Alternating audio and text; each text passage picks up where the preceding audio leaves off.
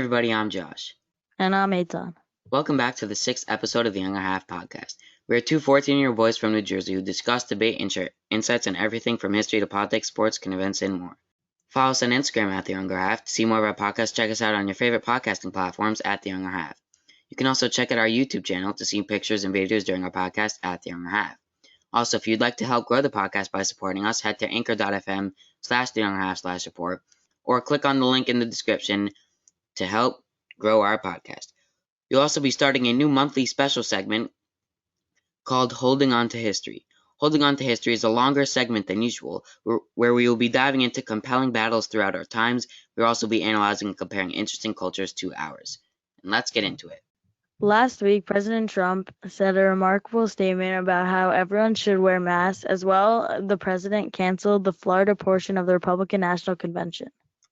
So, are you surprised that he canceled it? And do you think it's the right thing to do? To be honest, I don't really know what it is. So the Republican National Convention is where the delegates and people who really decide and officially nominate President Trump to be their candidate for the Republican Party. So they have a portion in I think North Carolina and a few places, and one of the places was Florida. But because of to quote Trump, because of the spikes in cases, he decided to cancel it. And people are really saying, why did he even schedule it? He decided to do it well into the pandemic. So that was the question, was whether it was too late for him to do it. But at least he did it before it happened, Right. So, I think obviously it's a smart thing to do because you can't really have a big public gathering right now, especially in Florida. I think it's the smart thing to do, but as you said, did they not see that coming? Why would they do that in the middle of the pandemic? I don't understand. Yeah, and it's crazy. I'm happy, but his shift in tones that snap, and he's like, "Oh, you should wear a mask," and he tweets a photo last week, a couple weeks ago. It's patriotic to wear a mask. It took him till 3 months in, and he's realized 4 months in. It just seems that he's realizing 100 days till the election. I need to start saying this is real, because people are really feeling the effects. Yeah, I saw a poll prediction. I think it might have been by Fox News. They had him trailing Biden by 20 points. So, which is crazy. Yeah, so that's something that could be a possibility, is that he's really just starting to open up his eyes now about the pandemic, just so that he could grow support and stuff. Right, because the whole time he was trying to do the opposite. He's trying to minimize it and saying, "Oh, it doesn't exist. It's not real." And then, "Oh, you don't need to wear masks. It'll go away." Yeah, Chinese virus, Kung flu, whatever the disgusting things he said, and now he realizes he needs a different approach. To me, though, the China virus, why is calling it the virus from where it originated that bad? First of all. Second of all, why does Nancy Pelosi, why is it just fine for Nancy Pelosi to then call it the Trump virus? Right. So I think that the reason he's calling it the China virus is, two things. For the United States, what we know is that it came from Europe. The way it got to the United States, the first cases were someone from Europe. And But it originated from Wuhan, which is in China. Right. But it's, unless you believe the conspiracy theories that it was made up by China, it's not their fault. I know, but that's the thing. It's like he's putting blame on China. Well, here's the thing. For me, I wouldn't have said that, because people like right now you're reacting that, oh, he's blaming China, which he never explicitly said, first of all. Second of all, you can't say that in today's society, but if you really look at it, there's nothing truly wrong with it. Right, but he's also focusing on it is the China virus. We aren't as bad, or China. He's not. He's taking he's taking it away from the U.S. Because we have worse cases now. But those are all implications from him just calling it the virus where where it originated from. And on to the next topic. But first, if you'd like to help grow the podcast by supporting us, head to anchor.fm/theyounger half/support or click on the link in the description to make a donation today. The MLB kicked off their season in this past week with Dr. Anthony Fauci, who threw out the first pitch, which was, not the greatest of first pitches. He did it for the Nationals, of course. Many of us are excited to see that sports are back, as well as to have something to watch. Although many people are happy that baseball is back, the coronavirus is a real risk for the players' safety and the staff. You could see them, like high-fiving after a home run. You see all that stuff. No social distancing really. All packed up in like the dugout and stuff, which is a little concerning to people who are watching. Right. Also, I think it was one Reds player tested positive within the opening day, and two woke up sick. Right. It's really scary.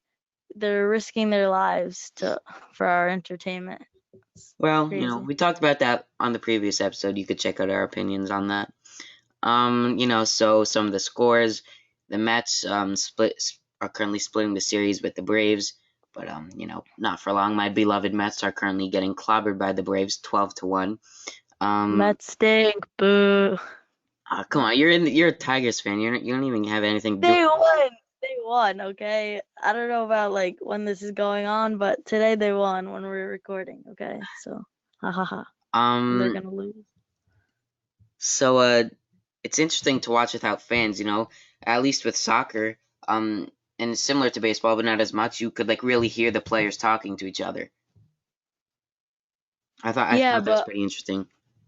Yeah, it is interesting. I also just saw a clip before of Pete Alonso. I think they had a mic on him, and he was like, the key to life is he said something like squats and something else. So are you a fans? Like, I don't know, you saw the Philly fanatic was like dancing with one of the cardboard cutouts, like right behind the pitchers or in front of the pitcher. It was funny. Right. Yeah, so in general, are you a fan of the fake noises? Yeah, I think it's a good way to incorporate the fans, even though they're not there. Also, in the NBA, they had a huge screen around the whole entire court with videos from past games of the fans woo. That's interesting. Cool. Yeah, for me personally, I mean, to me, it doesn't mean that much to me, to be honest with you, with the fake Philly noises. They're just there for me, Yeah, some people are saying it's a little annoying, but as long as the players are playing, that's what matters. So, in other news, breaking news on Saturday, Jamal Adams, my favorite player on my other beloved New York Jets, was unfortunately traded from the New York Jets. Trade details are as follows. He was traded to the Seahawks for Jamal Adams and a 4th-round pick in 2022. The Seahawks gave their first-round picks in both 2021 and 2022, a 3rd-rounder in 2021, and veteran safety Bradley McDougald. So, Eitan, who do you think won the trade, or if it's even or something? Well, the Jets keep saying that they're trying to grow, and they're growing. So, for the 1st-round picks and the 3rd-rounders, for the future of the Jets, it's good. But obviously, for the present, the Seahawks won. Right. Well, what do you think?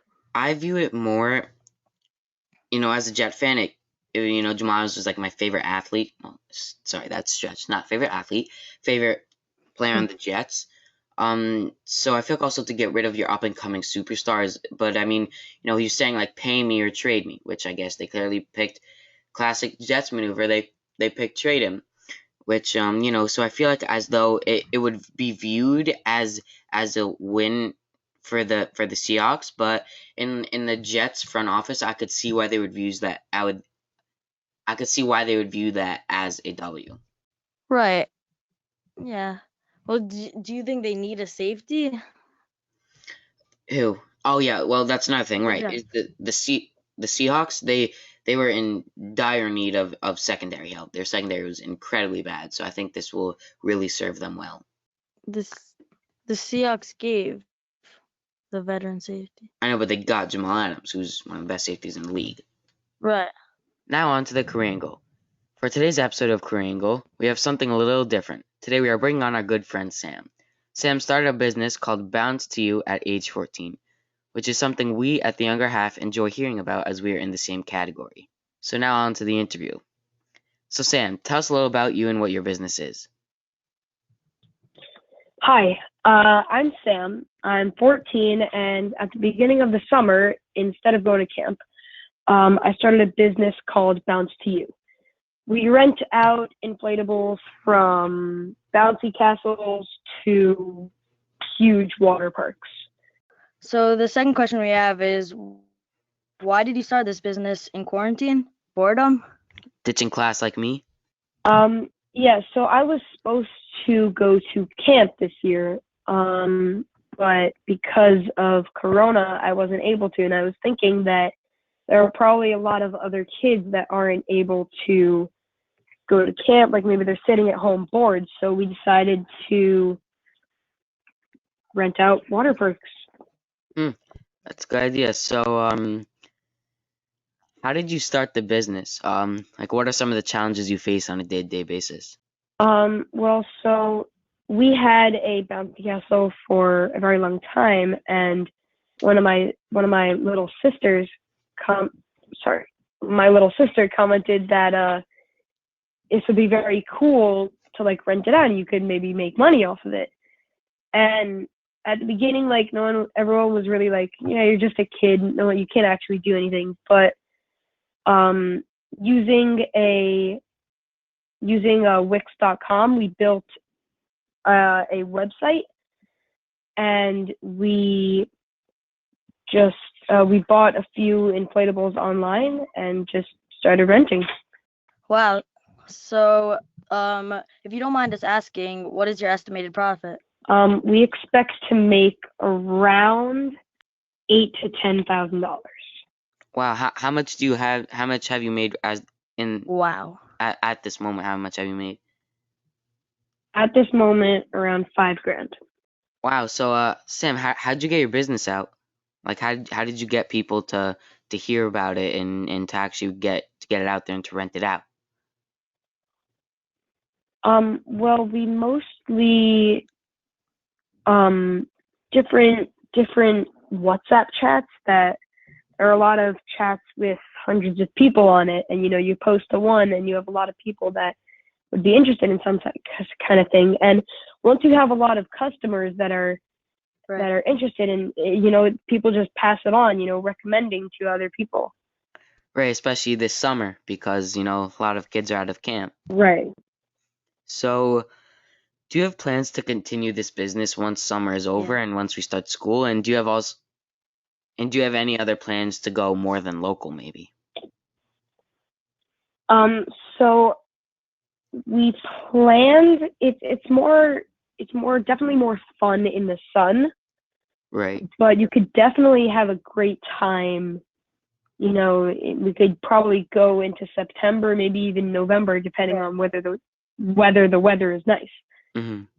And again, it's renting out inflatables, so we probably won't go more than local. But it depends. We might. Right, you never know. Right. So, who do you think has played the biggest role in helping your business grow and succeed? Definitely my dad. He always helped me look for the best deals to get water parks, and because I'm only 14, I can't really drive yet, so he brings me to all the places, helps set it up. He's always willing to help me out if I'm having trouble with something, and I look forward and I look up to him a lot. So what is the craziest thing you've experienced during like doing business and stuff? Well, there was one time, maybe 2 or 3 weeks ago or a month, and it was like very beautiful out, and we had 2 or 3 water parks out at different places, and then all of a sudden it just started pouring. And we had to like run around picking up all the water parks, and wow. And then like after 15 minutes it just like stopped raining, and it was nice outside. It was really very funny. Yeah. So did you start this business alone, or whose idea was it? Well, me and my dad worked on this business together. It's kind of like a joint venture. It was actually my little sister whose idea it was to actually start renting them out. So big thanks to her. Shout out to Ellie. So yeah, me and my dad have been working together. BounceToYou.net. Thank you, Sam, for joining us on the Career Angle. If you want to learn more about Sam, check out his website, bouncetoyou.net, or press on the link in the description. That is the end of the episode, everybody. Thank you so much for listening to this week's episode of The Younger Half. Follow us on Instagram at The Younger Half. Check us out on your favorite podcasting platform. Subscribe to us on YouTube at The Younger Half. And if you want to help us grow, consider supporting us on anchor.fm/TheYoungerHalf/support, or press the link in the description. For questions or comments, email us at The Younger Half. Have a great week. Stay safe.